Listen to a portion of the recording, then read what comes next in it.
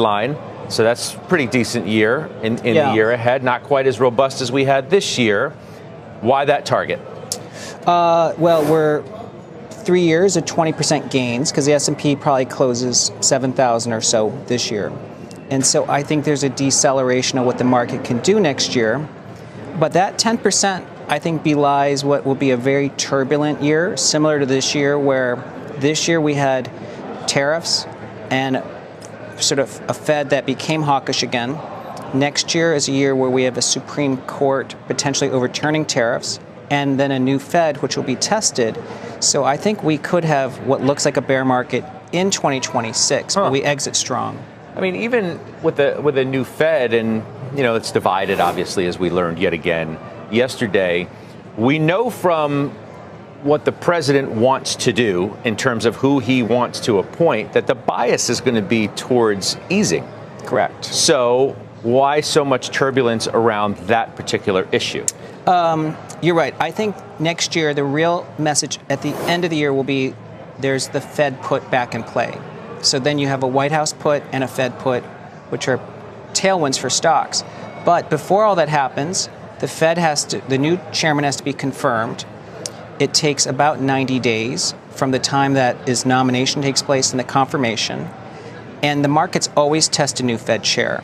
So I think that is the January to October period, is that the Fed is being tested, even though we know it's going to be a dovish Fed and a Fed put comes out of that. We think we're going to get, at least if you believe the outlook, which it's your own prerogative, a cut into a strengthening economy, though.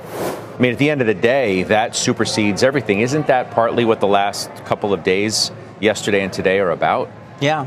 This was in my mind, even though people positioned it as a hawkish cut, it's actually quite bullish for stocks because the Fed, again, is now weighing the downside risk to the economy, which is the Fed put coming back into play. Plus, as you know, QT ended, and even though it's not officially QE, it's the absence of tightening, which is QE. You call it whatever you want. If the effects of whatever they're doing are nearly the same as if you want to call it QE, the bottom line is stocks went up and rates came down. Yeah. And if that continues to be the picture, it's going to be hard to lean against the equity market in that scenario. Correct. And the right groups are responding, as you highlighted. Small caps hitting record highs, financials rallying.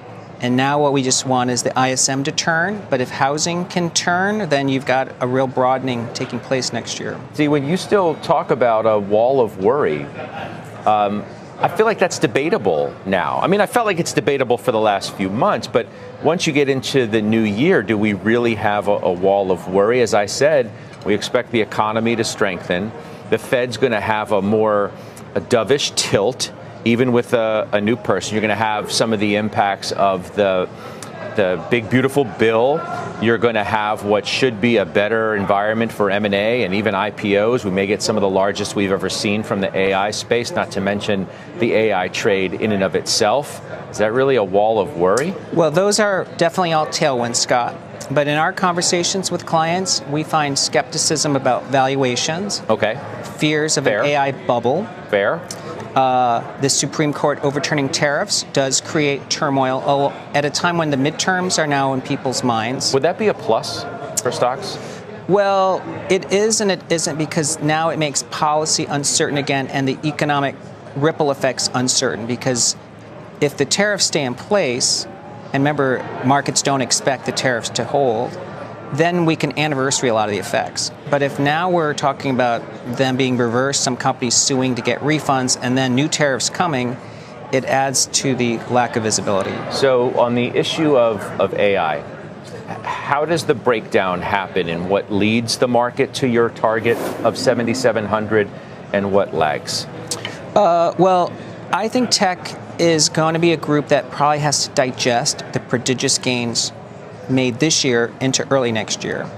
And we know that whenever tech starts to stall, people wonder, is that the leadership ending so the market will fall, or is this a rotation? And that's controversial. Isn't that what's happening right now?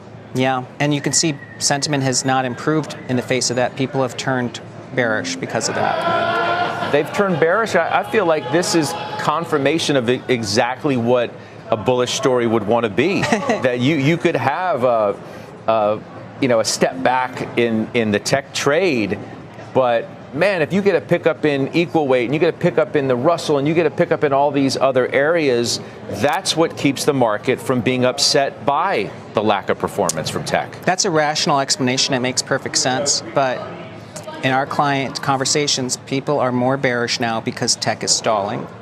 And it's in the backdrop of 75% of the weeks this year, sentiment on AI has been negative. It is only something you see in the middle of a bear market. So I think people are sort of entrenched in their bearishness, even as we exit strong, and I think that carries into next year.